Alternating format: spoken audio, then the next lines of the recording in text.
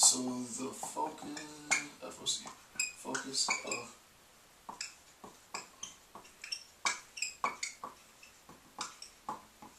of research ethics.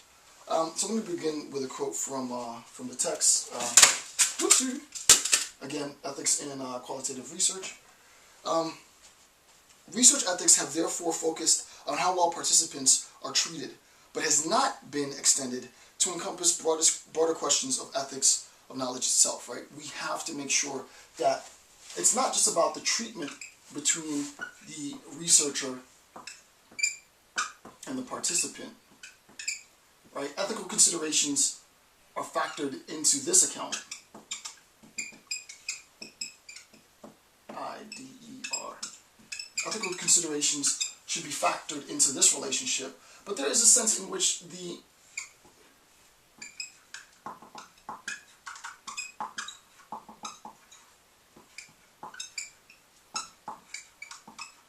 right?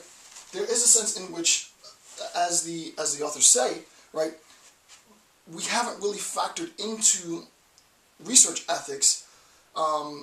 It needs to be extended into a broader question of the ethics of knowledge itself. How is it that the participant accesses cognitively an understanding, an assessment of his or her actions? Because it's not like the participant is performing the act in the time, or is engaged in the act during the time of research. No, the participant is, in a sense, looking at his or her own actions retrospectively, is reliving his or her actions retrospectively, and there is a sense in which we need to take great care, ethical concern, with the manner in which we prompt our participant to gain access to understanding why it is that they did X. Why is it that you left the job?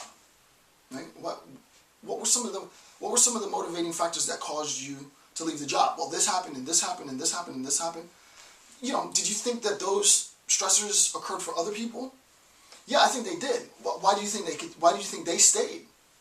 I can't really explain, but maybe this. Why is it that you left? I left because this.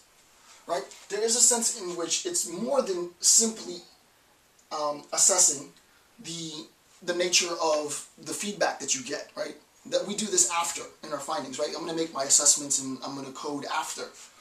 During the act of research, right? Hey, Dr. Campbell, interesting life story. How did you become this charismatic guy that you are? Blah, blah, blah. You wouldn't believe it, but let me tell you something about myself. There is a sense in which, in order for me to gain access to an understanding of why I am the way I am now, I need to relate sort of who I am now, me at T2, to who I was then, me at T1, T standing for time, right? So that the same person at two different times, we change, right? Human beings are fluid, right? The way in which we process information, the way in which we learn, the way in which we absorb and transmit information changes over time. And what we want to recognize, right, and this is very, very important, what we want to recognize is that human beings have this fluidity.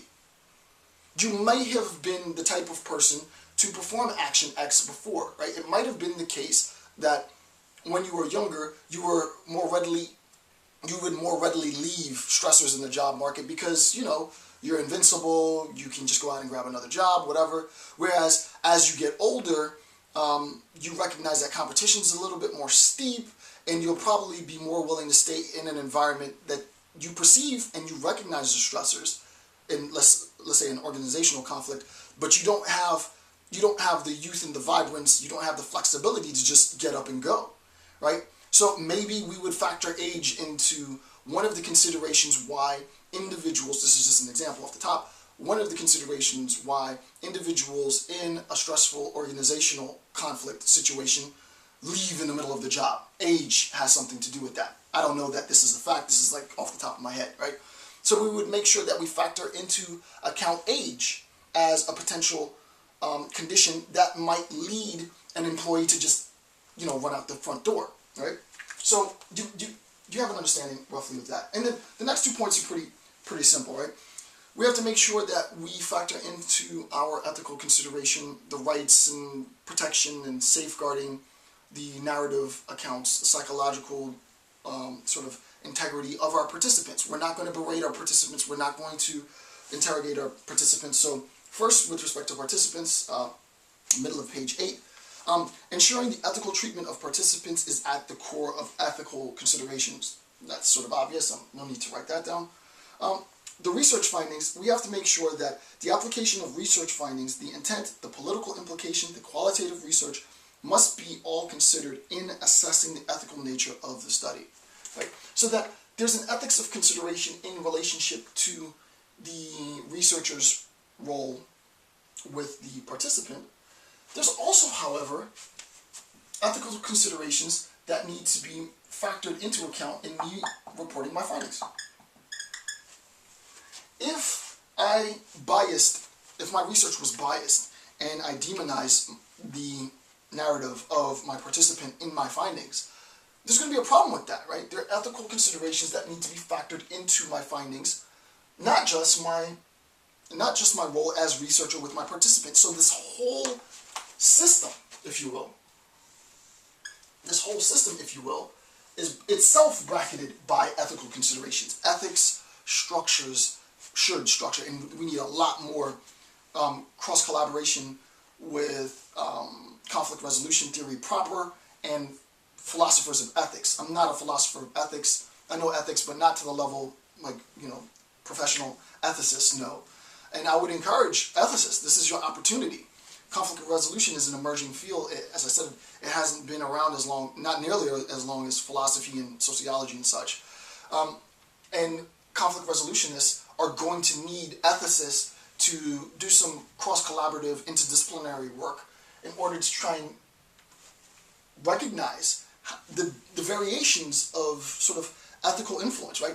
Ethics influence my relationship with my participants. Ethics influences my findings. Ethics even influences the way in which I prompt the participant to come to a recognition, right? I don't want you to come to the recognition dogmatically, right? I'm not going to say that this is the right system and, don't you recognize that you being a child soldier was the wrong thing to do? No, right? So ethics really is infused in this entire process, right? It's very, very important, right? So it's not just the participants, it's also the research findings, and I'd go even further and say it's the participants' epistemological connection to his or her own story should be bracketed by ethical considerations. There is a sense in which, however, we can even incorporate another group into this, and it's rare that this happens, but there is a sense in which we can incorporate another group. Right? The group would be an indirect relationship, let's say outside. And this is going to be my third party. Right? My third party. So third parties in human subject research is next, right? Your research should not create additional risks to third parties. So I forget exactly the page in the book, but if you have the book and you're reading along, there is a sense in which, I forget exactly how the research went, and I wish I could find it. It had to do with spraying the house with cockroach killer. It was the example was okay, I guess. I can probably, I'll give their example to the best of my recollection, and then I'll give you my own example. So, don't think qualitative methods research. I asked Mom, hey Mom, is it cool for me to spray your house to kill the bugs? Mom says yes. I go in, I spray the house, I get the consent, remember consent is important, I get the consent of Mom, I spray the house with bug killer, I leave and I come back. However, my action in spraying the house with bug killer exposes Mom's kids to the bug killer. Right? And kids do what adults don't do, so they're playing in the corners and the crevices and the cracks of the house and such. And I'm indirectly exposing the young children to the risk of contamination, right? Of, at its most extreme case, poisoning. However, I got approval from Mom. Sort of nothing to do with qualitative methods research per se, but you recognize, and I'm sure the author framed it better than that, but I just want to get started on sort of a ghetto level.